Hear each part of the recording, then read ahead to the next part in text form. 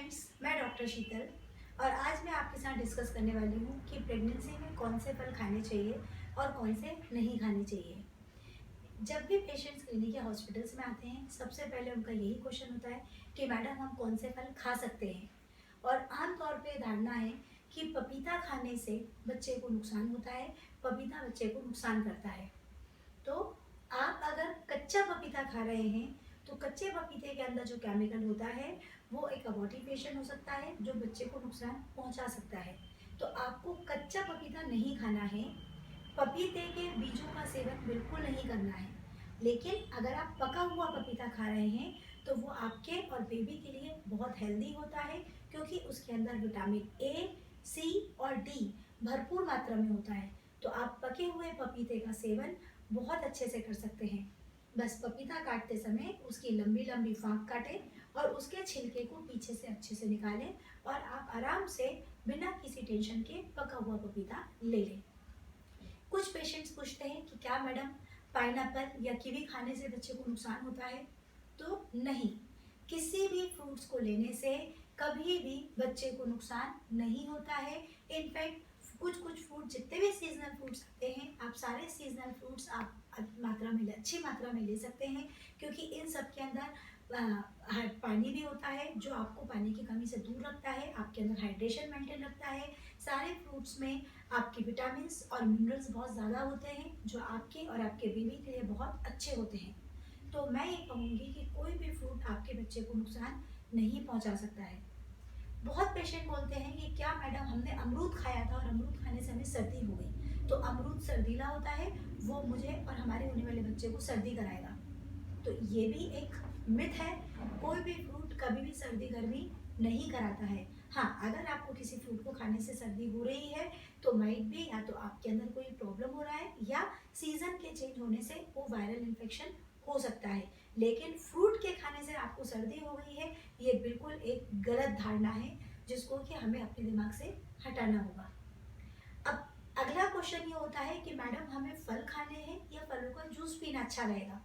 तो हम ये बोलेंगे कि जब आप पूरा की पूरा फल खाओगे तो फल के अंदर बहुत अच्छे अमाउंट में फाइबर्स आपके पेट में जाते हैं और वो फाइबर्स कहीं ना कहीं आपकी कब्जियत को दूर करते हैं, आपको एसिडिटी से बचाते हैं, आपके खाने में डाइजेशन देते हैं और उन फाइबर्स के अंदर भी विटामिन और मिनरल्स की मात्रा बहुत अच्छी होती है। तो अगर हम देखें कि अगर आप एक ग्लास 200 ml अगर आप अनार का जूस भी पीते हैं तो उसमें 5 या 6 अनार को जब आप उसका रस निकालोगे तब जाके वो 200 ml आपका अनार निकलता है। जबकि हम उसी और उस समय जब वो अनार का जूस निकाला जाता है तो किस कंटेनर में निकाला जा रहा है, क्या वो कंटेनर्स अच्छे से वॉश है या नहीं है, या आपके हैंड वॉश उस टाइम पे है या नहीं है। और अगर आप मार्केट का जूस पी रहे हैं तो वो बहुत ज़्यादा अमाउंट में सैकरिन का यूज़ करते हैं उसको मीठा बनाने के लिए, जो कि नुकसान कर सकता है। तो अगर आपको जूस पीना है तो पहला तो आप घर का बना हुआ जूस पीजिए, एंड सेकेंड, अगर पॉसिबल हो तो जूस पीने की जगह आप उस फ्रूट को पूरा की पूरा पल्प के साथ खाइए, जिसके कारण आपके फाइबर्स अच्छे से जाएंगे और आपको न्यूट्रिएंट्स, विटामिन्स आपको ज़्यादा मात्रा में मिलेंगे और फाइबर्स लेने से कॉन्स्टिपेशन जैसी बीमारियों से आप बहुत दूर रहेंगे। हाँ, याद रखिए कि फ्रूट्स खाते समय फ्रूट्स को बहुत अच्छे से वॉश करना है, क्योंकि फ्रूट्स के ऊपर पेस्टिसाइड की एक लेयर रहती है। और अगर हम एप्पल की बात करें तो एप्पल के ऊपर तो एक वैक्स की भी कोटिंग होती है उनको चमकाने के लिए। तो आपको ये देखना है कि उसके ऊपर वैक्स की कोटिंग नहीं होनी चाहिए और फ्रूट बहुत अच्छे से वॉश होना चाहिए, जिससे कि सारे केमिकल्स उसमें से निकल जाएं और फिर आप पूरा ही पूरा फ्रूट पल्प के साथ खा सकते हैं। बहुत सारे लोग संतरा तो छील लिया लेकिन उसके अंदर की जो फाँक होती है उसको भी छील कर खाते हैं।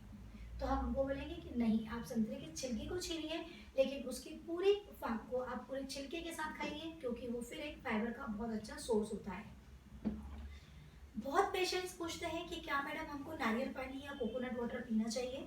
तो यस, ऑफ कोर्स, नारियल पानी आपके लिए बहुत हेल्दी होता है, आपके बेबी के लिए बहुत हेल्दी होता है, because coconut water is full of electrolyte which is known as potassium, और पोटेशियम हमारी बॉडी के लिए बहुत हेल्पफुल होता है। इनफैक्ट कोकोनट वाटर जो है एक डायरेटिक का काम करता है। डायरेटिक मीन्स थोड़ा सा पेशाब की मात्रा उससे ज़्यादा होती है। तो कई बार आप देखते हैं प्रेगनेंसी में आप पानी बहुत कम पीते हैं तो पेशाब बहुत कम उतरती है, यूरिन इन्फेक्शन के चांसेस बढ़ जाते हैं। तो अगर आप कोकोनट वाटर लेते हैं तो कोकोनट वाटर से आपको पानी भी मिल रहा है, दैट मीन्स आपका हाइड्रेशन भी मेंटेन हो रहा है। उसमें एक डायरेटिक इफेक्ट है जिसके कारण आपको यूरिन भी बहुत अच्छे से पास होगा। एंड थर्ड कि उसमें एक बहुत अच्छा इलेक्ट्रोलाइट दैट इज पोटेशियम बहुत अच्छी मात्रा में मिल रहा है। तो आप कोकोनट वाटर का डेली सेवन कर सकते हैं। अब अगला क्वेश्चन पेशेंट पूछते हैं कि मैडम हमें कितने फ्रूट्स खाने चाहिए, मतलब दिन भर में हम कितने फ्रूट्स ले सकते हैं।